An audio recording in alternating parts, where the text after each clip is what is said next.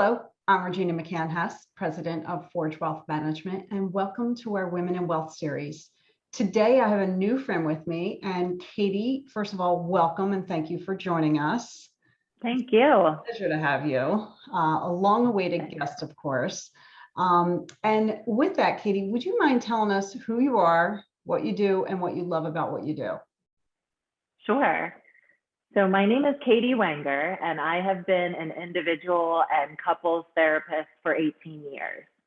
I am in private practice where I work with individuals and couples on navigating relationships and maintaining themselves as a priority also.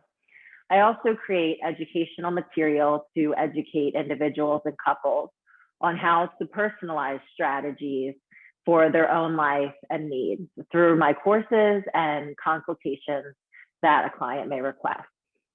And what I love about my career is definitely the ability to be creative and tailor approaches to my clients' needs, their experiences, and their goals. And seeing positive growth in my clients that leads to peace and happiness in their life and in their relationships is very rewarding. I also enjoy continuously educating myself on new information, what my colleagues can provide to my knowledge and perspective, and what I learn about people and life as I go on. Yeah, and working in the field you do, I'm sure, it is a treasure that you do that, because there's, especially now, coming through a pandemic, people need you more than they ever have, and your expertise for sure. Yes, I agree. I think it's very needed right now, and we're seeing a lot of people reaching out for support, and that's a good thing. Yeah, it is a good thing. And the one thing that I hope that comes from this is that mental health becomes less of a stigma. Because it's okay to say, like, oh, I have a doctor's appointment today, or I have a cardiology, what kind of doctor? Oh, I'll go to, go and see the lung guy, or the, this, that, or the other thing. But if you say, oh, I'm going to see my therapist, or anything like that, you get a weird look. And you shouldn't. I mean, you should take care, we should be able to take care of our mental health. It's just as important as our physical health and our spiritual health as well.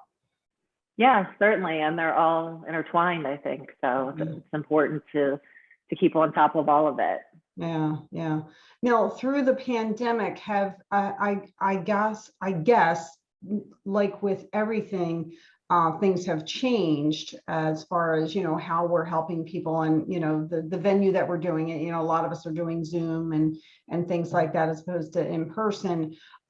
Have you found much of an increase over the past 2 years of people reaching out for help, as opposed to like pre-pandemic, different needs, or has it been heightened by any chance?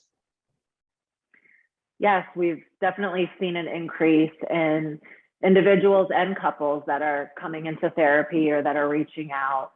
And a lot of what people are experiencing is anxiety. I mean, just so much uncertainty in the world and right in our backyard is really tough to reconcile on a daily basis. And a lot of people have concerns about their children, about their careers, and certainly about their physical health and physical health of family members. And we've also seen a pretty big strain on relationships. So more couples coming into therapy, some that are struggling more than they ever have, or that never struggled before, with this anxiety on top of their normal day-to-day, has really put that strain on the relationship, and some of them decide that they can't move forward. We've seen an increase in separation and divorce. So that's been unfortunate. Yeah. But kudos to the people who have reached out to you and have said, you know what, I need help, and can I get help? Because I think, obviously, well, you know more about this than I do, but isn't that the first step in healing, admitting that you need help and getting the help that you need? Yes, it is. And that's probably the most difficult part for a lot of people, especially if they're feeling that stigma, or no one in their family has gone to therapy before, or they don't know anyone that has done couples therapy, it's really tough to get to that initial place where you can even reach out and make the phone call. So I find when I talk to new clients that are calling to inquire about therapy or schedule an appointment, that there is a sound of release in their voice, but they are also anxious about it because they don't know what it will be like. And, you know, some are concerned how other people will view them if they find out that they're going to therapy or couples therapy too.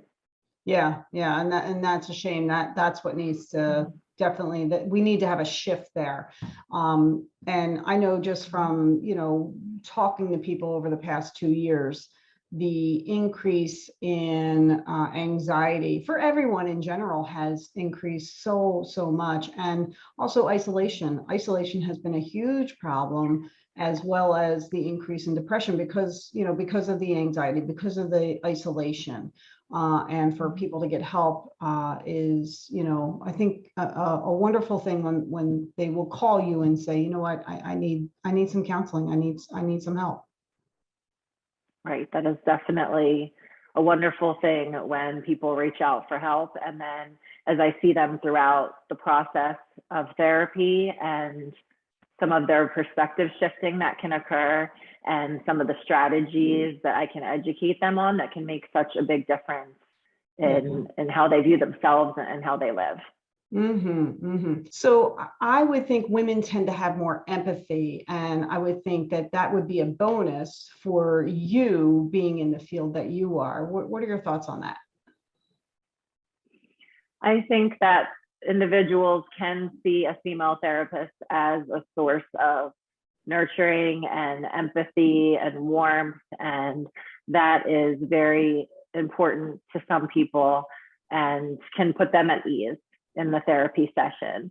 I think that my approach is unique in that I feel like I provide that to my clients, and they've given me that feedback, but I also tend to be very direct when I have a recommendation or a strategy for them to try, or something I'm noticing that I think it would be helpful to bring into their awareness.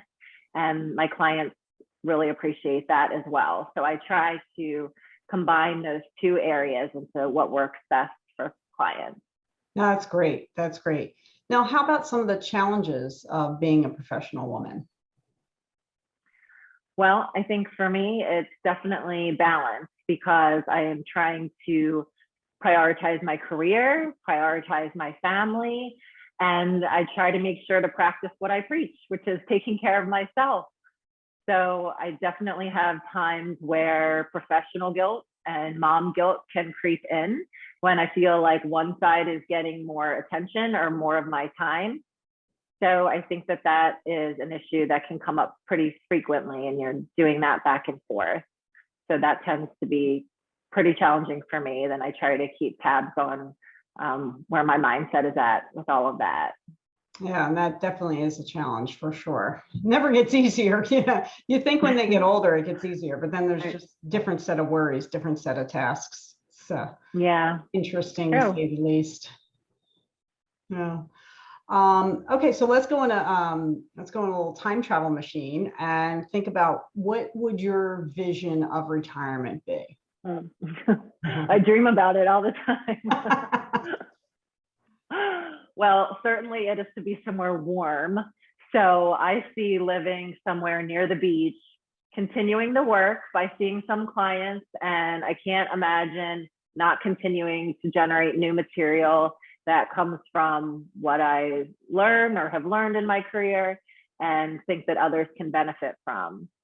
I definitely dream about traveling again and traveling more, revisiting some places that I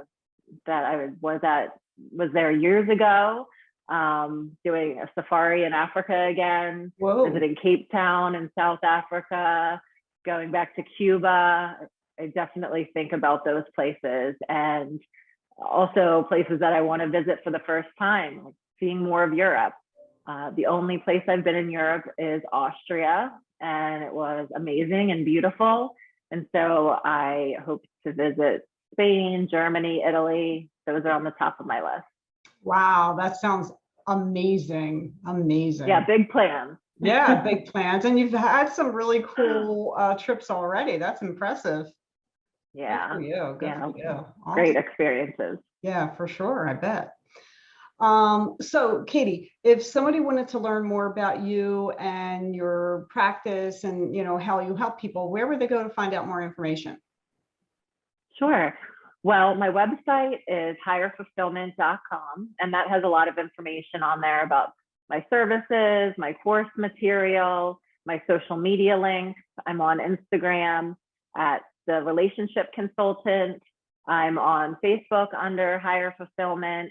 So those are places where you can go and see my videos, sharing ideas and information, and just learning more about me and my work.